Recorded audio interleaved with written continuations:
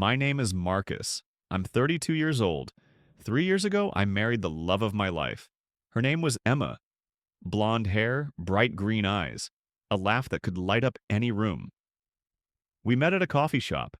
She spilled her latte on my laptop. I wasn't even mad. 6 months later, we moved in together. A year after that, I proposed on the beach at sunset. Everything felt right. Perfect, even. Emma was kind, thoughtful. She remembered the small things, like how I hated onions or loved old jazz records. We had Sunday brunches, Friday movie nights. We talked about kids, a house with a backyard, a dog named Cooper. Her mother, Linda, seemed sweet at first. She smiled a lot, hugged me at family dinners, called me son. But there was something in her eyes, a coldness I couldn't quite place. Emma didn't see it. She adored her mother. They talked every single day. I ignored the little things, the way Linda watched me, the questions that felt more like tests. Are you sure you can provide for my daughter, Marcus? Emma deserves the world. Can you give her that? I laughed them off. I thought she was just protective. Then, 2 months after our wedding, things shifted. Emma started acting distant, quiet.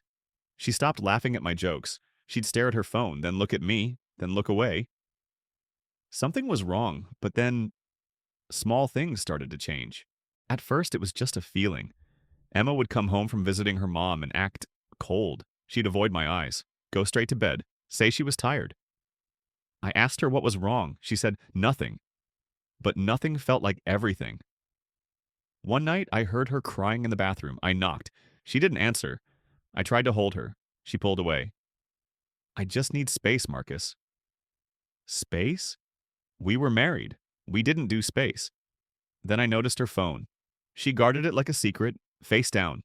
Always. Passwords changed. When I asked why, she snapped, "Why do you need to know? Don't you trust me?" I did trust her, but something felt off. A week later, I saw a message flash on her screen. It was from Linda. Just remember what I told you. You deserve better. Better? Better than me? I didn't say anything, but my heart sank. I started paying attention. Really paying attention. Every time Emma visited her mother, she came back colder, more distant.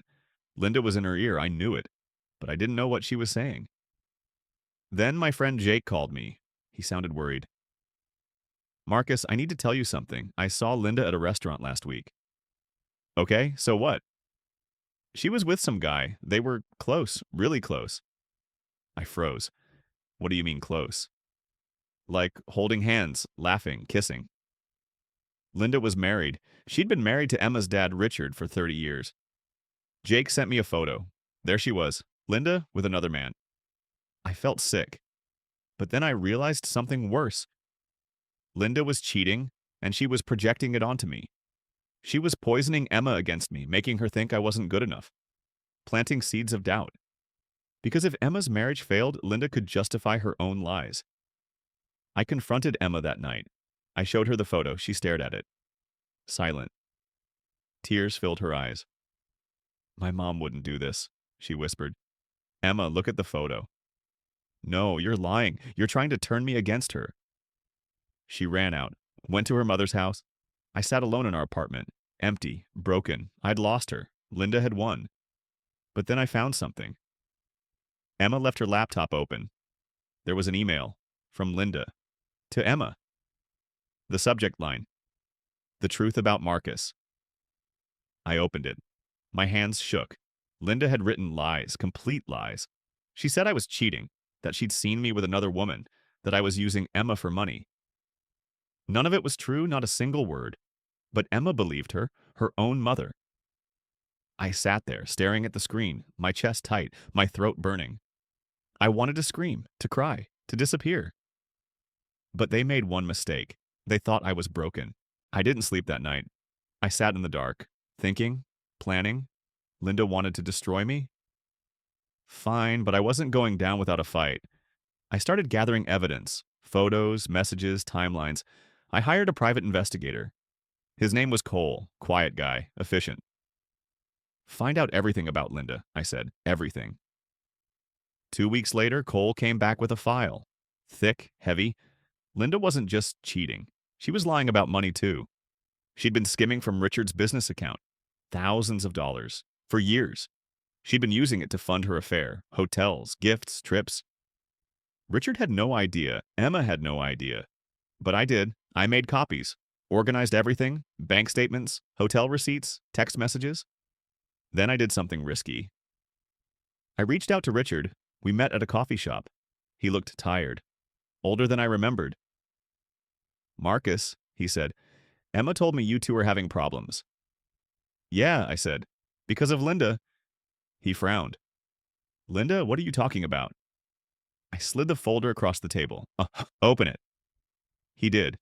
His face went pale, then red, then pale again. This can't be real." "It's real, Richard. I'm sorry." He closed the folder. His hands were shaking. "What are you going to do with this?" he asked. "I'm going to invite Linda to dinner," I said, "and I'm going to show her exactly who she is." Richard looked at me, long and hard. Then he nodded. "I'll be there." I spent the next week preparing. I rented a private dining room at a nice restaurant.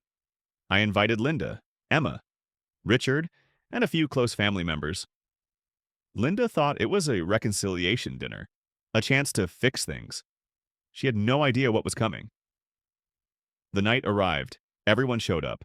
Linda walked in wearing a red dress, smiling, confident. Emma looked nervous. She wouldn't look at me. Richard sat quietly, his jaw tight. We ordered food, made small talk. Linda played the perfect mother-in-law. "I'm so glad we're all here," she said. "Family is everything." I smiled. "I agree. Family should be honest with each other." Linda's smile faltered, just a little. "Marcus, what are you talking about?" I pulled out a small envelope, set it on the table. "I want to show everyone something." Emma's eyes widened. "Marcus, don't what, Emma? Tell the truth?" I opened the envelope, pulled out the photos, the bank statements, the messages. I slid them across the table, one by one. Linda's face turned white. Emma picked up a photo. Her hands shook. "Mom, what is this?" Linda tried to speak. Nothing came out. Richard stood up. "Linda, who is he?" Silence. "Who is he?" Linda's voice cracked. "Richard, I can explain." "Explain what? That you've been lying to me for years, that you stole from me?" Tears streamed down Emma's face. She looked at her mother, then at me. "You lied," she whispered. "You lied about Marcus, about everything." Linda reached for her. "Emma, please." Emma pulled away. "Don't touch me." I didn't feel victorious. I didn't feel happy. I just felt tired. Richard walked out. Emma followed him. Linda sat there, alone, broken. I leaned in close, whispered, "You tried to destroy me, Linda, but you destroyed yourself." I left her there in that red dress, surrounded by her lies. But what came next changed me forever. The next morning, my phone exploded. Messages, calls, voicemails. Emma's family was in chaos. Richard filed for divorce within a week. Linda tried calling Emma. Emma blocked her number. She tried showing up at our apartment. Emma wouldn't answer the door. Linda had burned every bridge, lost everything. Her affair partner? He ghosted her. Wanted nothing to do with the drama. Her friends? They all knew now. The whispers spread fast. She went from respected mother to town scandal in 72 hours. I should have felt satisfied, vindicated. But I didn't. I felt empty. Emma came home 3 days after the dinner. She looked exhausted. Dark circles under her eyes. Hair tied back. No makeup. She stood in the doorway, just looking at me. "I'm sorry," she said. 2 words, that's all. I wanted to be angry, to yell, to make her feel what I felt. But I couldn't. "I know," I said. She sat down, started crying, not loud, just quiet tears. I believed her, Marcus. I believed my own mother over you. "She's your mom, Emma. I get it." "No, you don't." She looked up at me. "I should have trusted you. I should have asked questions. I should have—" "Stop." She stopped. "We can't change what happened," I said. "We can only move forward." But even as I said it, I didn't know if I believed it. The next few weeks were strange. We lived together, barely talked. Emma tried. She cooked dinner, tried to hold my hand, asked how my day was. I answered. But I wasn't really there. Something inside me had shifted, broken, maybe permanently. I loved her. I did. But trust? That was different. Trust was shattered glass. You could glue it back together, but the cracks would always show. One night, Emma asked me a question. Do you still want this? Us? I didn't answer right away. I thought about the coffee shop, the spilled latte, her laugh. I thought about the proposal, the beach, the sunset. I thought about the life we planned, the house, the dog, the kids. And then I thought about the dinner, the lies, the betrayal. I don't know, I said. She nodded, like she expected that answer. I'll give you space, she said. Take all the time you need. She moved in with her dad temporarily. Richard was struggling too. They leaned on each other. I stayed in our apartment, alone. I went to therapy twice a week. Dr. Patel also recommended I start journaling, writing down my thoughts, my feelings, everything I couldn't say out loud. It helped, more than I expected. If you're going through something similar, I started a community journal project where people share their healing stories. Link in the description. It's free, it's safe, and it's helped hundreds of people find their voice again. My therapist, Dr. Patel, was patient, kind. What you did at that dinner, she said, it wasn't just revenge, it was truth. Does that make it right? Does it make it wrong? I didn't have an answer. Marcus, she said, you exposed lies, you protected yourself. That's not revenge, that's survival. Maybe she was right. Maybe not. But one thing was clear, I couldn't keep living in the past. A month later, something unexpected happened. I got a letter, handwritten, from Linda. My first instinct? Throw it away. But I opened it. The letter was short. No excuses, no justifications, just 3 sentences. I destroyed my family. I destroyed your marriage. I'm sorry. I read it twice, then burned it in the sink. Sorry didn't fix anything. Sorry didn't erase the damage, but it was something. Acknowledgement, accountability. I called Emma that night. I got a letter from your mom. Silence. I'm not asking you to forgive her, I said, but I think I'm ready to forgive you. She started crying. Marcus, I'm not saying everything's okay. I'm just saying I want to try. Are you sure? No, but I want to be. We agreed to start slow. Therapy together, date nights, rebuilding. It wasn't perfect. Some days were hard, really hard. But slowly we found our way back. Not to who we were, but to who we could be. Emma cut her mother off completely. Linda tried reaching out. Emma never responded. Richard started over, sold the business, moved to another state. Linda, I heard she moved away too. Somewhere quiet, alone. I don't know if she ever found peace. I don't know if I care. What I do know is this. Revenge didn't heal me. Truth did. Exposing Linda wasn't about hurting her. It was about freeing myself, and that's when I realized this story wasn't about them anymore. It's been 2 years since that dinner. Emma and I are still together. Stronger, actually. We moved to a new city, fresh start, new apartment, no ghosts. We got that dog. His name is Cooper, golden retriever. Goofy smile. Emma laughs again, real laughs, the kind that light up rooms. But some things changed, permanently. She doesn't talk to her mother, hasn't in 2 years. Linda sends cards on holidays. Emma throws them away, unopened. Part of me feels bad for Linda. She's alone now. Consequence of her choices, but part of me doesn't. She made her bed. She has to lie in it. Richard remarried last year a woman named Sandra. She's kind, honest. He seems happy, lighter, like a weight lifted. Emma was his best woman at the wedding.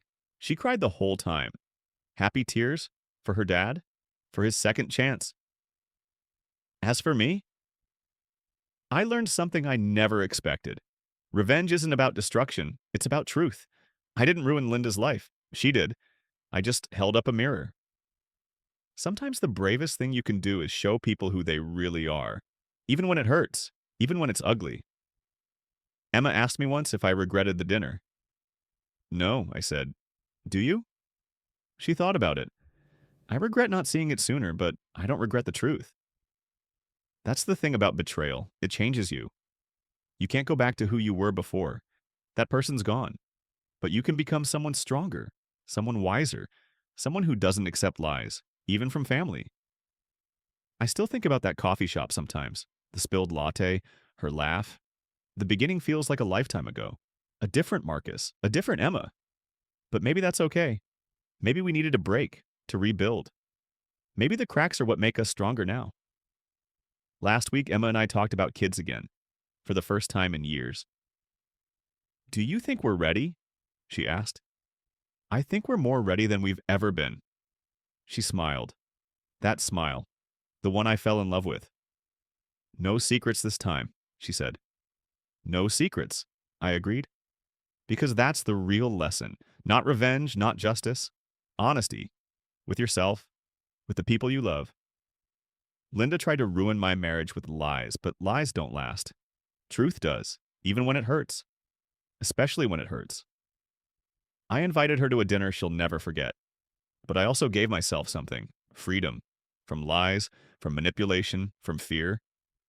And in the end, that was the sweetest revenge of all. Not hurting her, but healing myself. Betrayal broke me, but it also rebuilt me. If you've ever been betrayed by someone you trusted, I want you to know this. It's not your fault. You didn't deserve it. And you're not broken. You're just rebuilding. Sometimes the people closest to us cause the deepest wounds. Parents, spouses, friends. And when they do, it feels like the world is ending. But it's not. It's just changing. You have a choice. You can stay in the pain, or you can walk through it. I chose to walk. It wasn't easy. Some days I crawled, but I kept moving, and eventually I found light again. If my story resonated with you, I'd love to hear yours. Drop a comment below. Tell me about a time someone betrayed you and how you survived. And if you want to hear more real stories like this, stories about pain, healing, and second chances, hit that subscribe button. Because we're all just trying to figure this out together, one story at a time. Thank you for listening, for being here, for giving me space to heal out loud. Sometimes revenge isn't payback. Sometimes it's just peace. And I finally found mine.